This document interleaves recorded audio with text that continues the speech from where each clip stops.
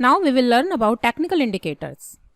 The study of technical analysis is done with the help of various indicators, which are important technical tools. Helps us to know the momentum, trend, volatility, and range of market or a stock. There are many indicators in market which serve different purposes, but we will focus on the popular ones. But before using these indicators, make sure that with a few selected indicators, we are able to do a proper study of the technical analysis.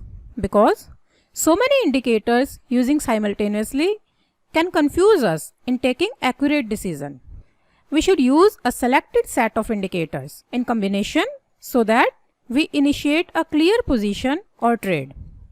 There is no one indicator that is suited to all market conditions. Indicators are very useful to predict the future trend, to alert before the reversal, and to confirm the trend. Most indicators are categorized into two groups: leading indicators and lagging indicators. Leading indicators generally lead the prices, means prices follow the movement of such indicators.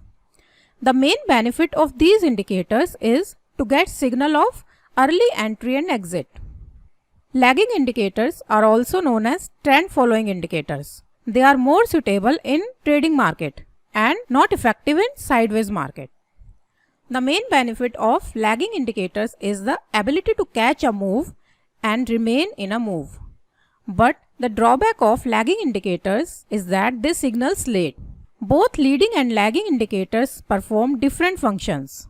Some indicators are used to know momentum, some indicate trend, and there are indicators that can show us the strength of the trend.